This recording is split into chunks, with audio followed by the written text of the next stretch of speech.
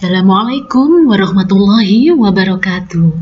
Pendidikan Agama Islam dan Budi Pekerti kelas 1, pelajaran 1 dengan tema kasih sayang dan subtema kasih sayang Nabi Muhammad Shallallahu Alaihi Wasallam. Sebelum kita belajar, marilah kita berdoa terlebih dahulu. Bismillahirrahmanirrahim. Rabbi zidni ilman nafi'ah warzuqni fahman thayyibah birahmatika ya arhamar rahimin. Baik anak-anak, kalian belajar dengan baik. Tonton video sampai selesai.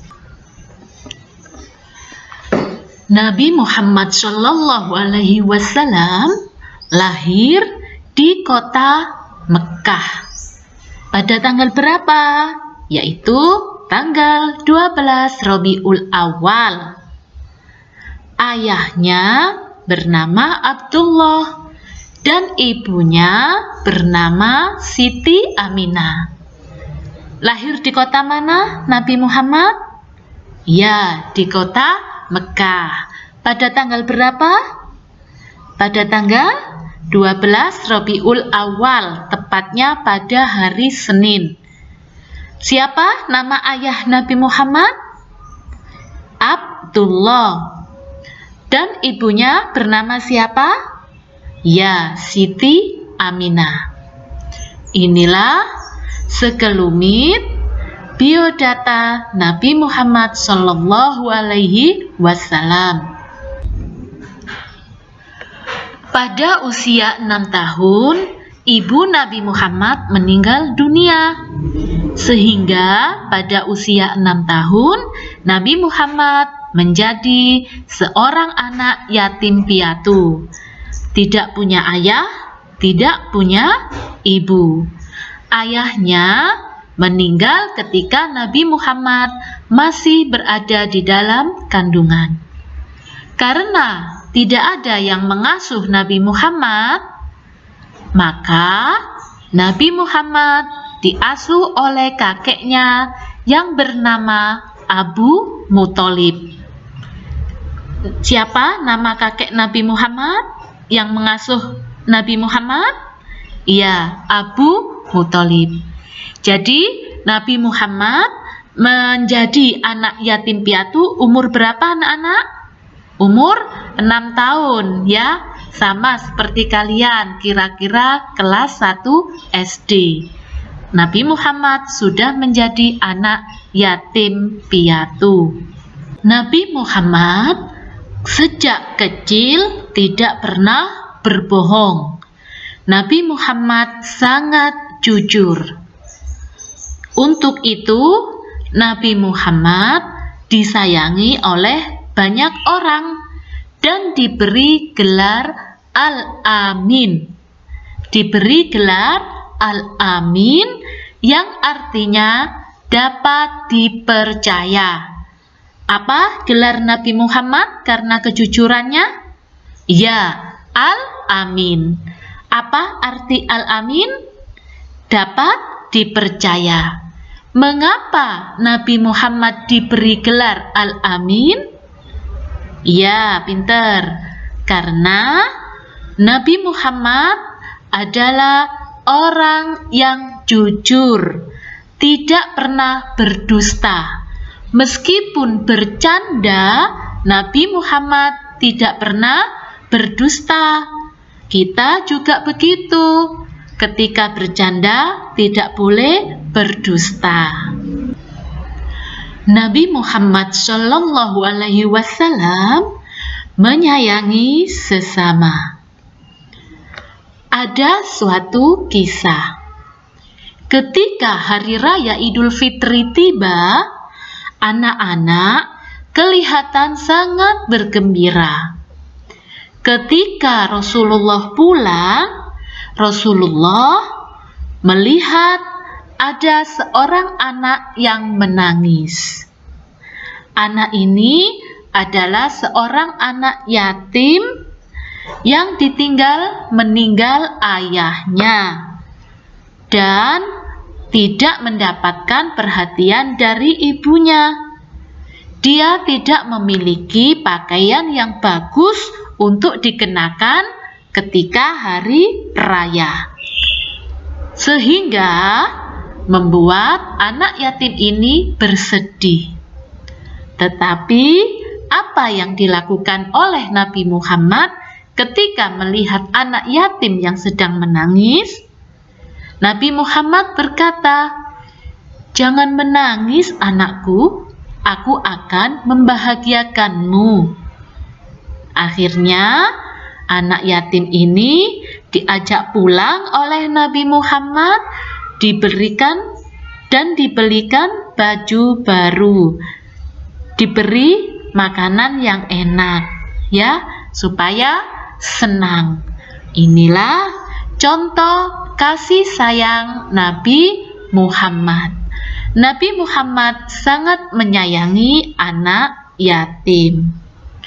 Kalau kita menyayangi anak yatim, teman kita yang menjadi anak yatim, maka kita juga akan disayangi oleh Nabi Muhammad. Perilaku apa saja yang menunjukkan kita memiliki sikap kasih sayang terhadap sesama? Ya, menyantuni anak yatim. Pernahkah kalian menyantuni anak yatim? Memberi sedekah kepada anak yatim? Pasti pernah. Berarti kalian adalah anak-anak yang memiliki kasih sayang. Apalagi perilaku yang menunjukkan kasih sayang? Ya, membantu pekerjaan orang tua di rumah. Membantu ibu memasak, membantu ibu mencuci, atau membantu ayah membersihkan mobil atau sepeda motor. Nah, itu merupakan bentuk kasih sayang di rumah. Ketika ayah atau ibunya sakit, dirawat. Apalagi perilaku yang menunjukkan kasih sayang. Nah, ketika melihat teman yang sedang jatuh, kita tidak boleh diam saja. Kita harus menolongnya. Jika kalian ingin menjadi anak yang memiliki rasa kasih sayang dan ingin disayang Allah, maka kalian juga harus senang menolong teman.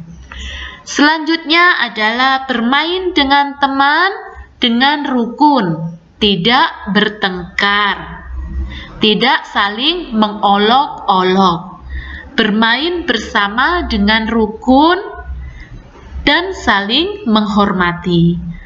Inilah beberapa perilaku saling menyayangi dengan sesama. Kalau kita sayang dengan sesama, maka Allah juga akan sayang kepada kita. Anak-anak, agar kita mendapat syafaat Nabi Muhammad di hari kiamat nanti, marilah kita sering-sering membaca sholawat. Jangan bosan untuk membaca sholawat di mana saja. Ketika berangkat sekolah, atau ketika bepergian, atau ketika diam di rumah, kalian selalu ucapkan sholawat Nabi Sallallahu Alaihi Muhammad. Daripada diam, mari kita lantunkan sholawat agar mendapat syafaat dari Nabi Muhammad kelak di hari kiamat. Kalian ikuti ya, kita baca sholawat bersama-sama. Sholatullah salamullah ala Toha Rasulillah. Sholatullah salamullah ala Yasin Lagi ya. Salatullah salamullah ala Toha Rasulillah. Salatullah salamullah ala Yasin Habibillah. Allahumma sholli ala Sayyidina Muhammad. Allahumma sholli alaihi. Ya anak-anak, jadi kalau ada yang membaca sholawat, misalkan Allahumma sholli ala Sayyidina Muhammad, kalian jawab Allahumma sholli alaihi. Karena apabila kita tidak menjawab sholawat, apabila kita mendengar sholawat, kita tidak menjawab, maka kita adalah orang yang paling pelit, orang yang paling kikir di dunia. Nah, kamu mau tidak dikatakan sebagai orang yang pelit? Pasti tidak mau kan? Nah, makanya kalau ada sholawat, kalian jawab Allahumma sholli ala Sayyidina Muhammad.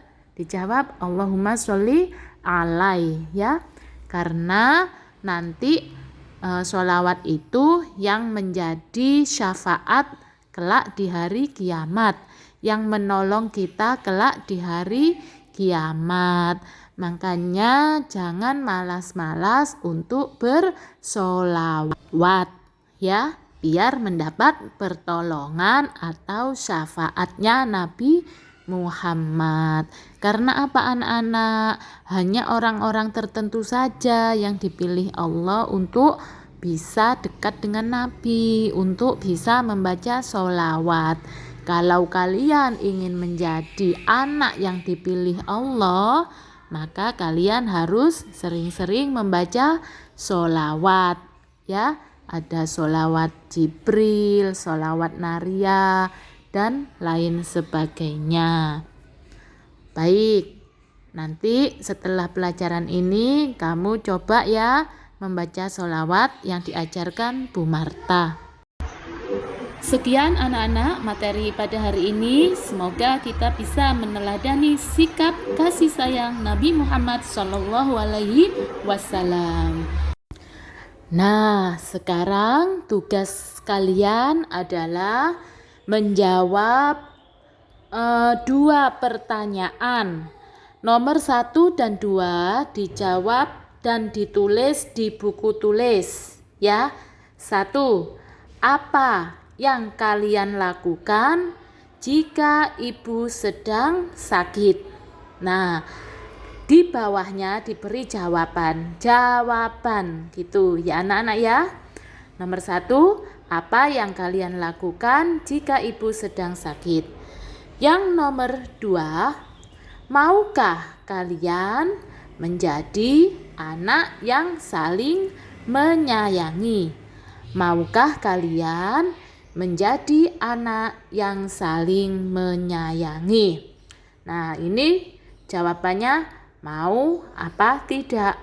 Kalau jawabannya mau, bagaimana caranya kamu menyayangi dengan teman, dengan orang tua, dengan saudara? Nah, tidak dijawab mau gitu saja ya. Nah, kalau kalian jawabannya tidak mau, nah bagaimana cara kalian agar kalian bisa menjadi anak yang saling menyayangi? Apa saja usaha kalian? Begitu ya. Karena kita harus hidup saling menyayangi. Nah, itu ditulis di buku tulis, kemudian dipotret dan dikirim di Google Classroom. Yang nomor 3, itu kalian membuat video yang menunjukkan kalian menyayangi orang tua di rumah.